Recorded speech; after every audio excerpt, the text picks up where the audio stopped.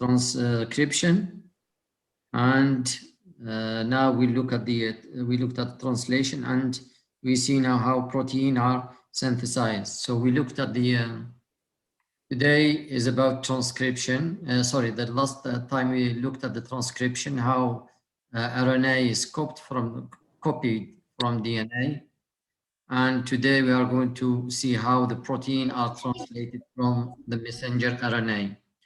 So basically, the translation is the language of the nucleotide sequence on the messenger RNA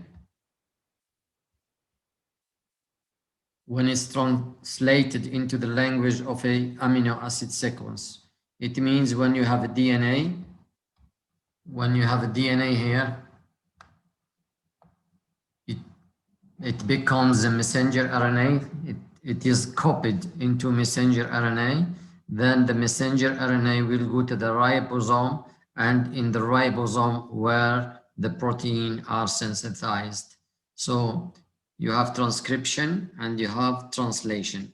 So the process of translating the messenger RNA into proteins requires what we call a genetic code.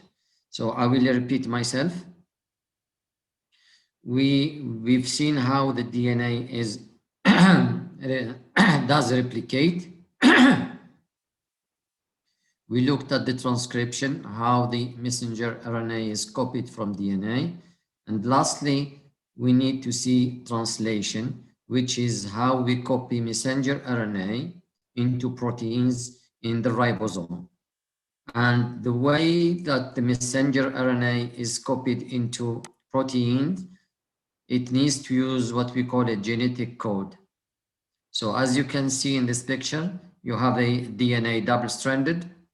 It's transcribed into messenger RNA. This is the messenger RNA. In order to be transcribed into messenger RNA, we've seen the enzymes in the process. And then once the messenger RNA is ready, it goes to the ribosome.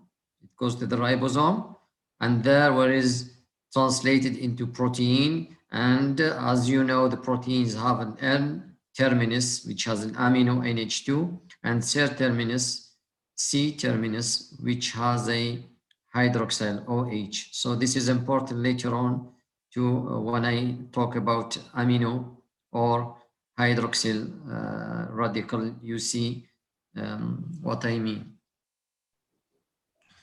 So what is a genetic code that helps us to translate the messenger RNA into a DNA?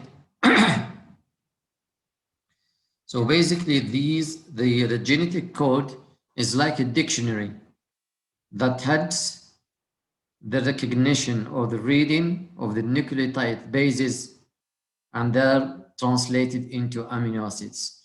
Basically, in the messenger RNA, you have codes, you have bases, A, C, A,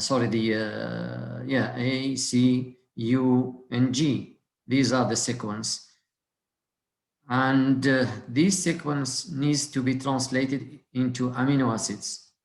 So in order to do this, we need, again, a genetic code, which is like a dictionary that can read the sequence found in the messenger RNA.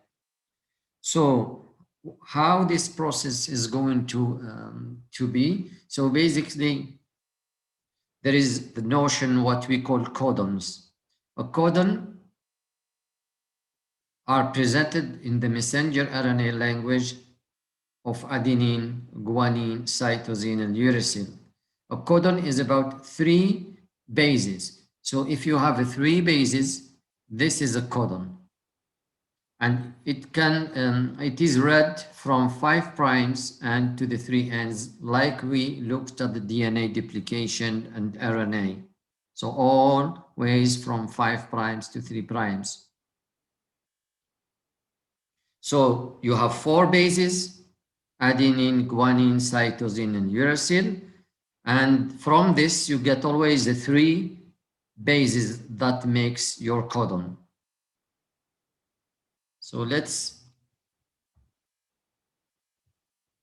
So if we want to read the sequence, we use this table. This table will help us to identify the amino acids. So I'll show you how to read this table. Let's say, for instance, first in this table, as you can see, there are columns. These are the columns, the columns 1, 2, 3, 4, corresponding to the 4 bases: uracil, cytosine, adenine, and guanine, and you have 4 rows. Okay, so now let's say you have a codon which is UUG. So what you do, this is U, and this is G. So do you want to know what amino acids is coded by this codon? So what we do, first we say this is U and this is U. So we have in this area. Now, if you are in this area, I need another U. I go to this U that tells me the row, exact amino acid. If I go this way, I find this is phenylalanine. So if I do another example, let's say CAG.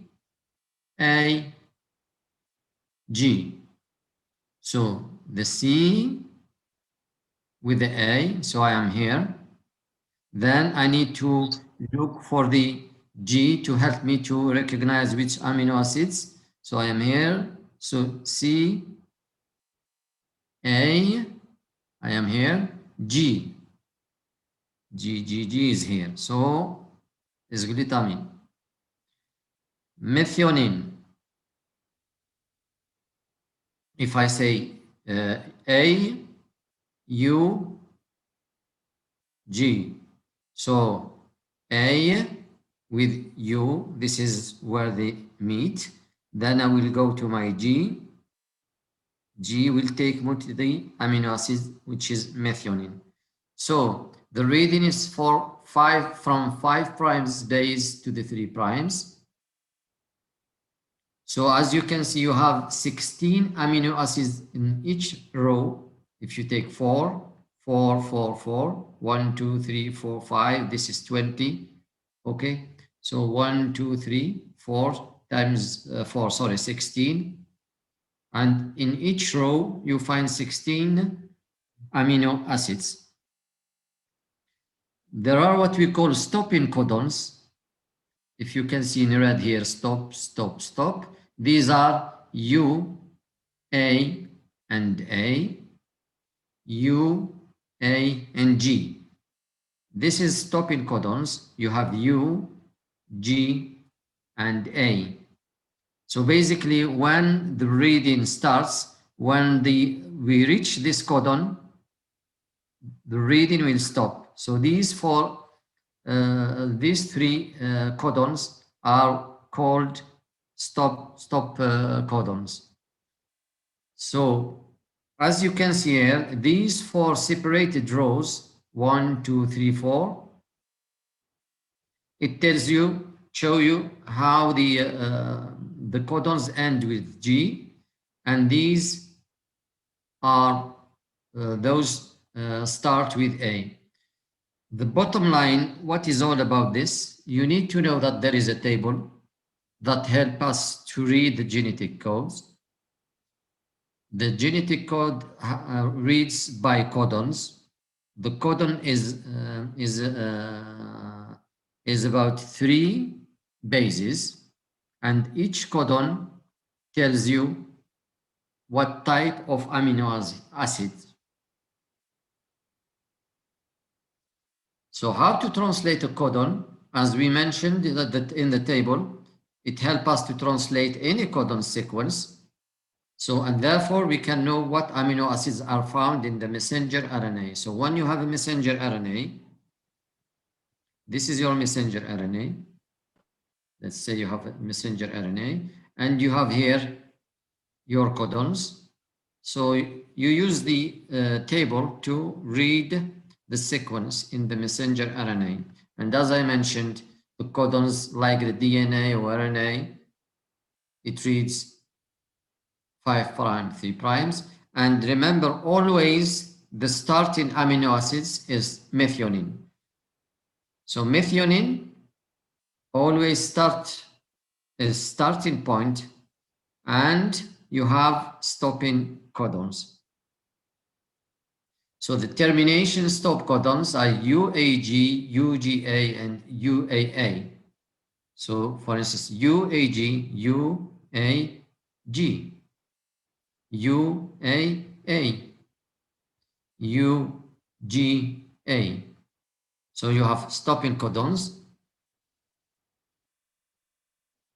So when you find a stopping codon in messenger RNA, so it means the synthesis of the protein needs to be completed. So this is what is the meaning of and the importance of the stopping codons.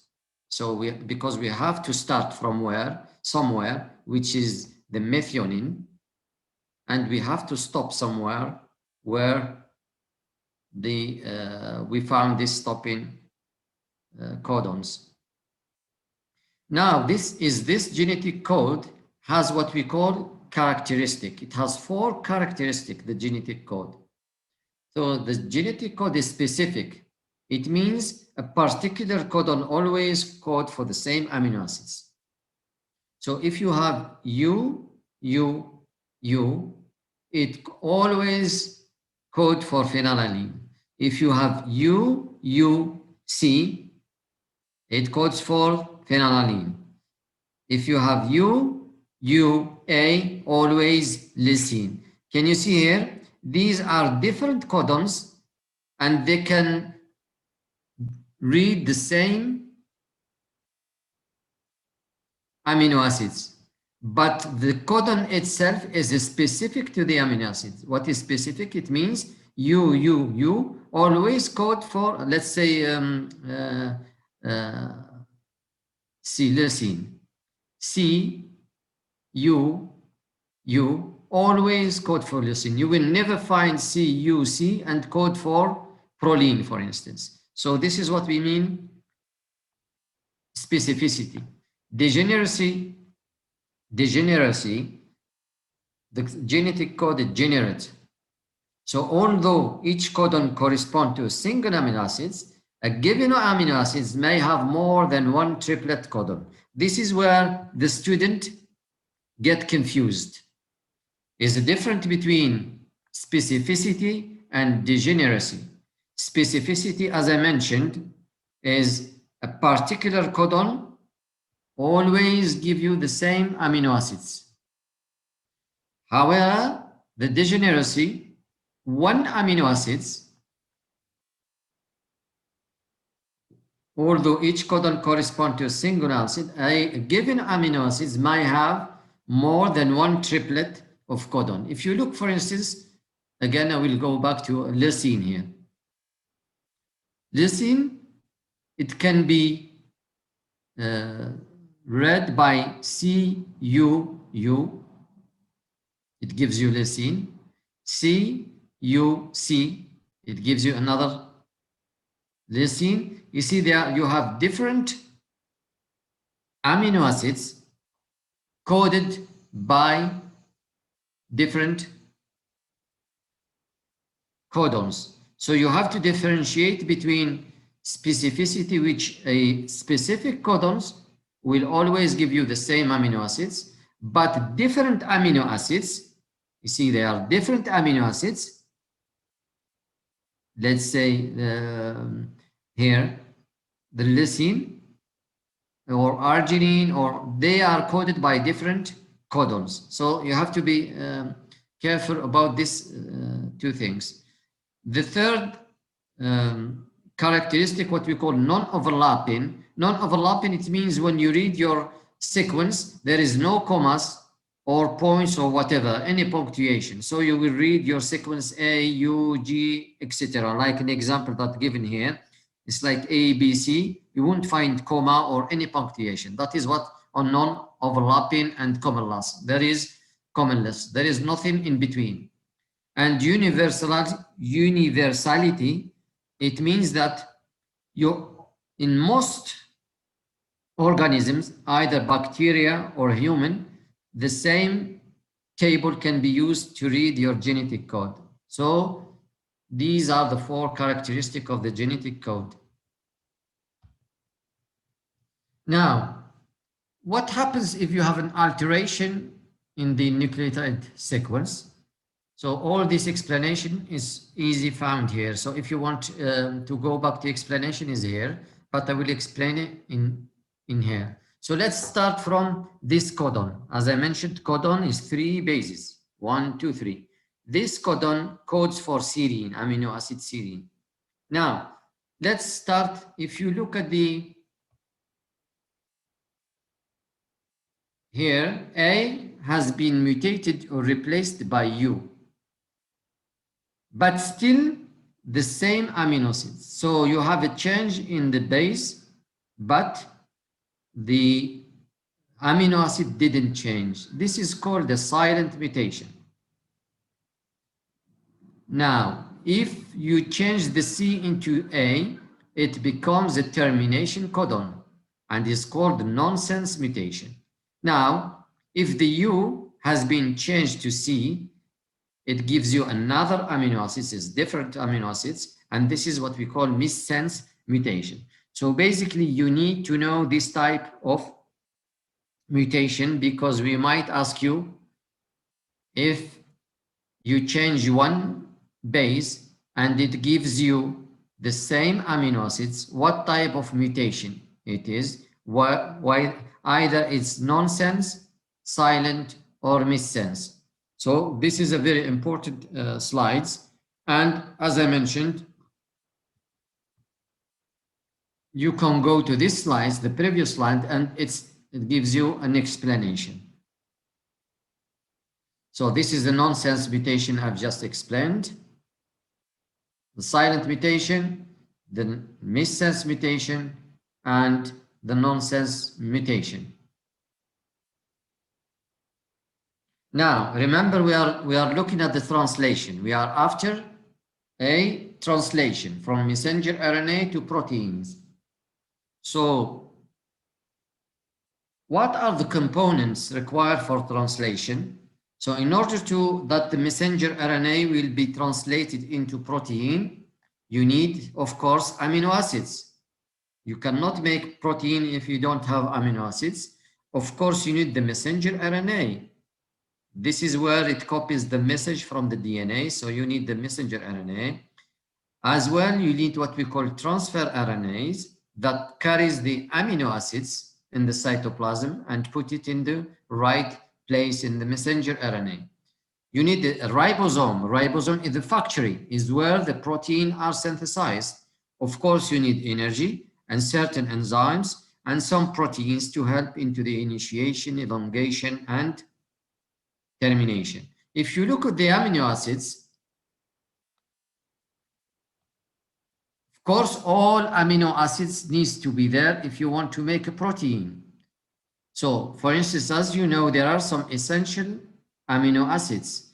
If you miss them in the diet, you cannot synthesize certain proteins. So you need to have all 20 amino acids present to be able to make your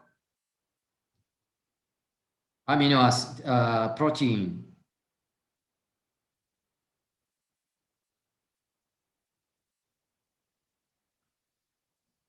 The transfer RNA is, as I mentioned, the transfer RNA is the RNA that hold the amino acids and put it in the right place in the messenger RNA. So at least one specific type of tRNA is required per amino acids. You can have one amino acids with many tRNA. So one amino acids can have many transfer RNAs. This is the transverse RNA. What it does, if you look here, this is the messenger RNA, and it has the sequence, the codons. Here, they've made only one codons, just to make it simpler, but the sequence has many codons. So this messenger RNA came from the DNA, okay, and it goes to the ribosome, then the transfer RNA takes the first amino acids, which is methionine, and go to the messenger RNA and put it in its place. As you can see here, the sequence here is AUG.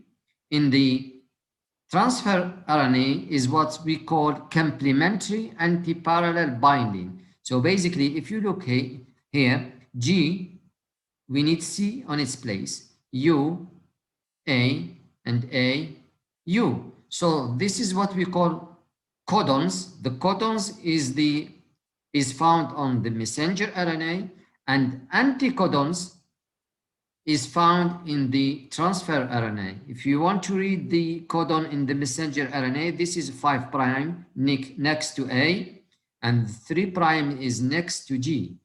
However, and the anticodon is the opposite. If this is 3', this is 5', and this is 3'. So the amino acids will come and bind at the 3' end of the tRNA. And when the amino acids is bind here, we call it a charged transfer RNA. When the transfer RNA has no amino acids, is called uncharged. And also when the amino acids is on the tRNA, we call an activated tRNA. So the anticodon, this anticodon, has 3 bases, as we said, that recognize specific codon on the messenger RNA. So it recognizes this codon in the messenger RNA. And the codon specified the insertion into the growing peptide chain of the amino acid carried by that tRNA. So basically, then it moves. If there is another codon here, so the another tRNA will come and put the right amino acids, etc. So by reading the messenger RNA codons, the tRNA will place the amino acids accordingly. So the tRNA is able to recognize the codons found in the messenger RNA and stick the amino acids. So it's like, we call it, the tRNA is like an adapter molecule. It's like the adapter of the mobile phone when you put it to be charged. So the tRNA, it's an adapter. There is an enzyme which is very important, is called amino acyl tRNA synthetase. Basically, its function is just to put the amino acids into the tRNA. So if they ask you, what is the role of the amino acyl tRNA synthetase? It only takes the amino acids and put it into the tRNA.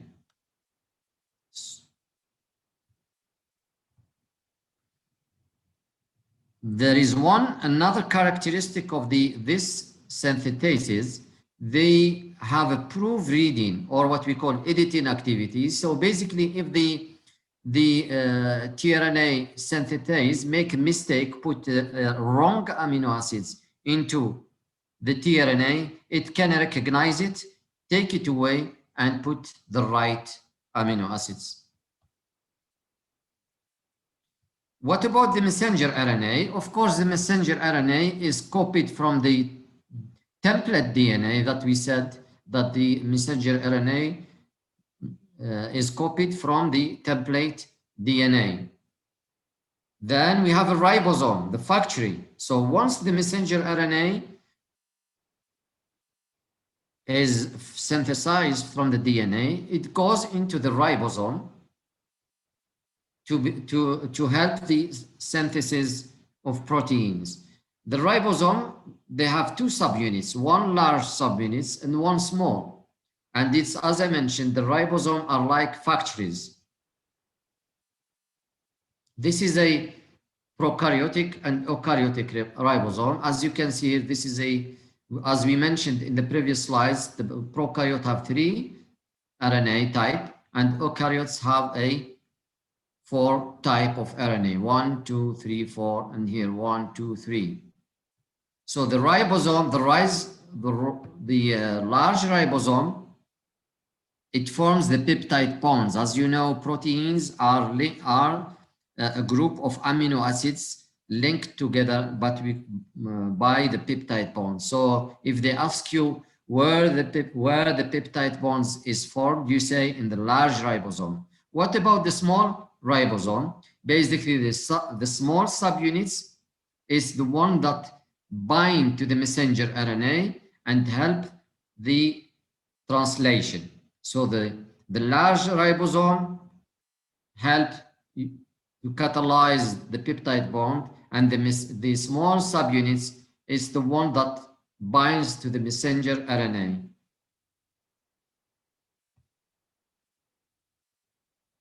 So what else? If you remember, this is where we are. We looked at the amino acids, we looked at the messenger RNA, transfer RNA, we looked at the functional ribosome. There is an energy here, and enzymes and proteins. This is all these components are important to make the translation. So proteins, in order to make translation, there are proteins found in the ribosome, and this will help the formation and the synthesis of protein. And you find them both in prokaryotes and eukaryotes. So in the ribosome, there are sites, what we call APE, binding site. So this is the ribosome, this is the big or large subunit, and this is the small. And in the big one is here where the peptide bond are formed. If you can see here, this is your messenger. These are the sequence, and these are codon. AUG is a codon, and it's an amino acids, code for an amino acid. CCG is a codon, and it's related to a specific amino acids. So what happens? The transfer RNA get a amino acids, and as you know here, this is the anticodon found in the tRNA, and this is the codon. So the tRNA will grab amino acids from the cytoplasm and bring it to the sequence or the codon found in the messenger RNA. A site is for amino acid. P is for peptidyl, is here where there is a peptide bonds, and E is exit, is from where the tRNA will exit.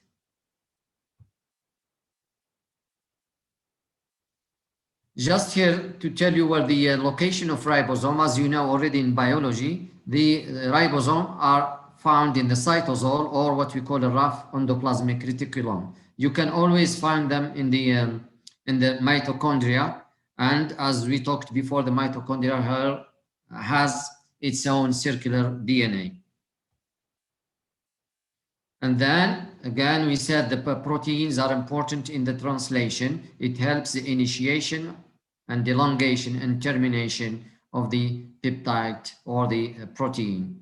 Energy as well. There are ATP and GTP are required and important in this step to help the translation.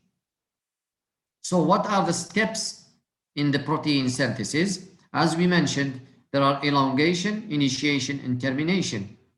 So each 3 letters alphabet, which are the codons of a nucleotide sequence found in the messenger RNA, will help us to synthesize the 20 amino acids found in the cell. And the translation, as we mentioned, is from the 5 primes to 3 primes. And if you remember at the beginning, I told you the protein is synthesized from the amino terminal to the carboxyl terminal. And I hope you've done the amino acids and protein lectures. So what is the initiation? So basically, the initiation is where the protein synthesis started. So it needs the ribosome subunits, 2 ribosomal subunits, the big and small. Of course, you need the messenger RNA. you need the amino acid tRNA to fix the amino acids into the tRNA, and we need some energy as a JTP. This is the ribosome, small unit of ribosome. This is the 16S ribosomal RNA, and this is the messenger RNA. So in the messenger RNA, there is a sequence called chain-Dalgarno sequence, and this sequence is recognized by the 16S ribosomal RNA. It comes and it recognizes it, and then the starting it fixes in this area in order that the translation starts. So if you look at this picture, this is your small unit RNA, ribosomal RNA. So this is the small ribosome units. This is the messenger RNA. And this is your starting methionine codon. And so this is your 16 ribosomal RNA. You see, this is 5 primes, 3 primes. The messenger 5 primes, 3 primes. So when the messenger RNA comes into the small area of the ribosome, it will be recognized by the 16S ribosome. As you can see, this sequence is found in the messenger RNA. This sequence called chain-Dalgarno sequence is found in the messenger RNA, and it's also found its complement in the 16S. That's why when the messenger RNA enters the ribosome, it is recognized by the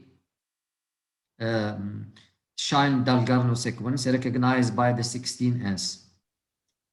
So in eukaryotes, the 40S ribosomal subunits bind to the cap. What we've just seen is in the prokaryote. However, in eukaryotes, the 40-60 ribosomal subunits, in the prokaryote, we talked about 30 ribosome that has the 16S.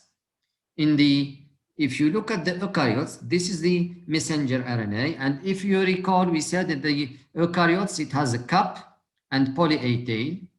So in eukaryotes, the 40S, this is the 40S, ribosomal subunits, it binds to the cap at the 5 ends of the messenger RNA, and it will move until it find what we call the initiator AUG, which is the starting. This is methionine.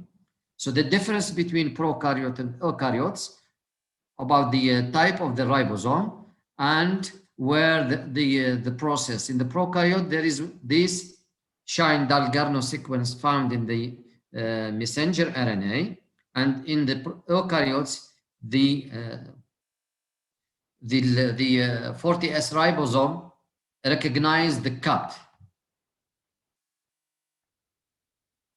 So when the messenger RNA is recognized, okay, start the initiation. So as we said, the initiation starts from the methionine, AUG. So this will be recognized by a special initiator tRNA. There is a tRNA that recognizes this starting point. So, and then it enters the first site of the ribosome, which is the P site. And of course, as we mentioned, we need some energy to start the process. So if you look here, this again, this picture, how I'll show you how the process starts. So this is the from A, P, and E, exit. So then we start, so the initiation starts at the beginning, recognizing the methionine, and then there is an elongation. Elongation means reading. And at the end, we will find the termination codons, as we said at the beginning. And then you have your protein. So if you look at this presentation here, so this is your messenger RNA, which with the codons, you see it's in the small ribosomal unit, and this is the big ribosomal unit.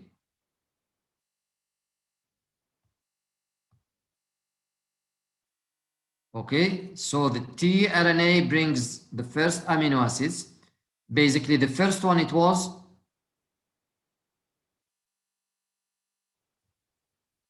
The first one is what it was the methionine, the starting point. You see, UAG is already set here. Then another, the tRNA will bring, let's say AAA, will bring phenylalanine and will go into the A site. Then the methionine will move to this to make the peptide bond, start to make the peptide bond. Now the ribosome move to the next codons, UA, and the previous tRNA will exit. Okay, another tRNA bring lysine on its way. So now we need a peptide bond. Okay, then the ribosome move and this tRNA will exit. And this is how amino acids are, a protein are made. Okay, this is the last one. And you will find the termination codon. It means the protein needs to be, synthesis needs to be stopped. Of course, these are the just, and then the two subunits of the ribosome will dislocate and the end of the process. So once you have your protein, is the protein starts straight away to do its action. Basically, so basically, once you have a protein, some proteins, they are covalently modified, and they have to be cut or modified, adding groups, some radicals, or basically to be cut. So, and that's why it's called post-translational. Translation, of course, as I mentioned, is from when you make your protein. So once this happens, you will have some protein modification. That's why it's called post. It means after. So this is an example. This is a insulin. So before you get your insulin, you see here, this is what we call a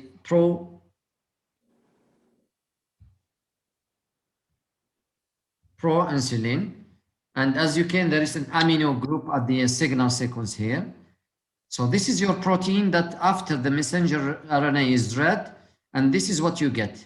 Before you get the active form of insulin, this need to be cut. This is what we call post-translational modification. You see in the endoplasmic reticulum, this signal sequence NH3 is cut to give you the proinsulin, and then it goes in the Golgi apparatus, and then it's modified again. And this is your insulin active form, and this is your C-peptide. This is an example of a protein post-transcriptional. There are other modifications. There are many modifications that can happen in the protein. So protein may be activated or inactivated. So if you have a protein, it can be activated or inactivated by covalently attachments of a variety of chemical groups. And if you look here, for instance, this is a phosphorylation. For instance, this protein, if you add to it a phosphate, it will be active differently. You can hydroxylate a protein by adding OH or carboxyl or biotin. So basically, these are post-translational modification of some amino acid residues. If you look at the previous one, this is what we call trimming. This is a trimming, the insulin, this is trimming. And this is covalent alterations. Covalent alterations, basically you are adding chemical groups. And the trimming is like trim, cutting.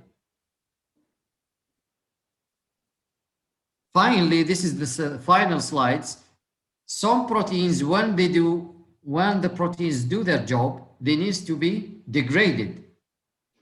And other proteins that they are defected, they are not good as well, they need to be degraded by a mechanism called ebiquitination. Ebiquitination, basically the protein will be labeled with the an attachment of small highly conserved protein, ubiquitin, and then these will be recognized by enzymes called proteasome. So if you have a non-functional protein, the body will recognize it and it will add to it a protein called ebiquitin, and the process is called ebiquitination. Once this has been done, these enzymes, the proteasome, can recognize this unfunctional protein and then it will degrade it. So basically, this is the last slide, and hopefully, alhamdulillah, I have finished with you, and I will contact Dr. Salah about it to inform you who's going to give you the next lectures. But as far as I'm concerned, I have finished. Concerning the question that I am going to ask you. First, if you need any information, any explanation of the lecture that I gave, please send me a message in the WhatsApp. Number two, if you want to read my mind, what type of question I'm going to ask you is all mainly is about the function of the enzymes. What is a proteasome? Okay. I'm going to take you. So this will be about definitions. What is transcription? What is translation? What is tRNA? What is DNA polymerase? RNA polymerase? Trimming. I'm going to focus on the energy. What is nonsense mutation? Silent mutation? Missense mutation? So it's about definitions. What is a genetic code? Okay, so please focus on the definition of these things. And Jazakumullahu khair. Okay.